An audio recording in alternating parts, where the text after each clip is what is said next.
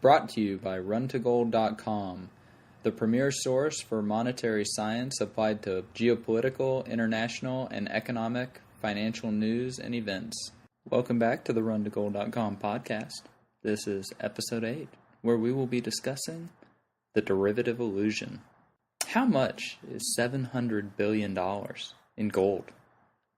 Well, it's about a cube of solid gold, 11.57 meters, or 38 feet on each side.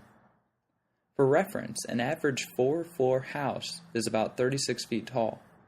The Apple Store cube on Fifth Avenue in New York is 32 feet on each side. A cube of this size would weigh about 29,872.3 tons, or 65,857,172.4 pounds. For reference, a 2001 estimate says all gold ever mined is 150,000 tons. So, the $700 billion bailout cost about 20.6% of all the gold that has ever been taken out of the ground in the history of the world. In other words, we gave away enough tax money for someone to build a 4-floor tall cube of solid gold.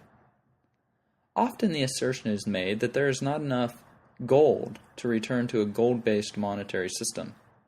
The counter-argument, of course, is that there is just too much paper. The picture above illustrates the point perfectly.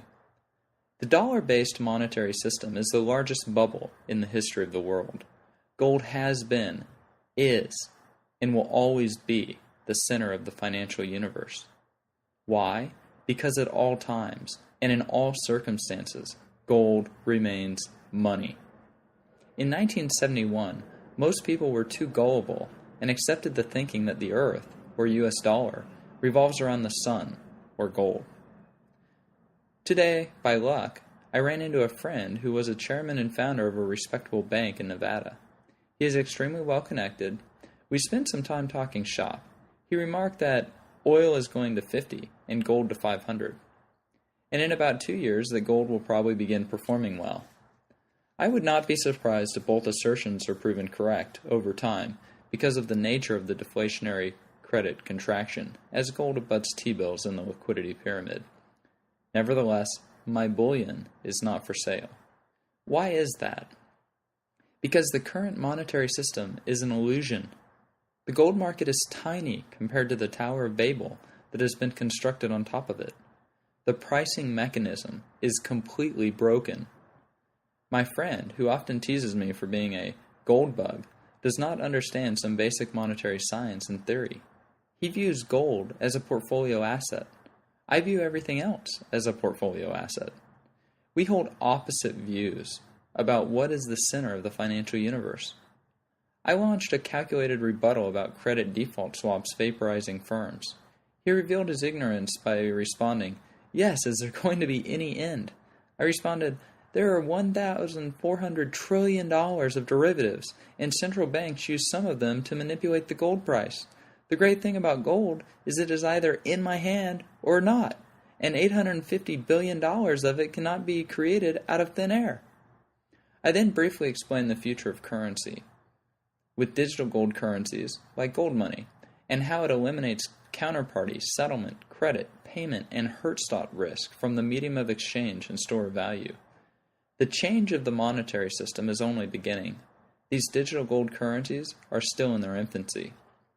Change always encounters pugnacious opposition from the status quo establishment. However, like the Catholic Church was powerless against the ideas of Copernicus and Galileo, so likewise is the establishment powerless against the ideas of digital commodity money. Most importantly, digital gold will ultimately explode onto the international monetary scene, whether bankers or governments like it or not. However, there are still some ideas that need to be implemented. When the systems are implemented and the time is right, then digital gold will go viral on the internet, and the illusion will rapidly dissipate.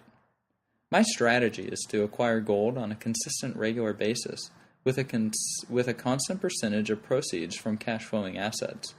When you own an unencumbered ounce of gold, your wealth is sovereign, hoarded.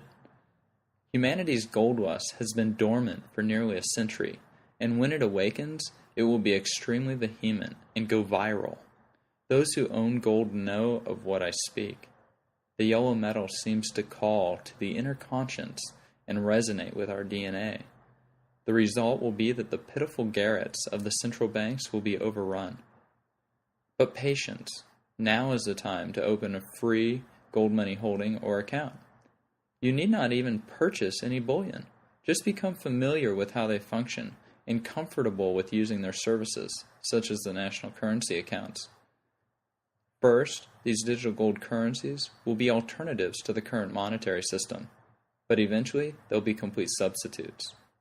You might as well become an early adopter and know how to use them.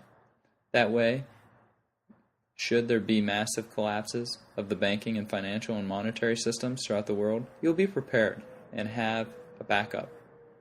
You've been listening to the 8th episode of the RunToGold.com podcast. Thank you.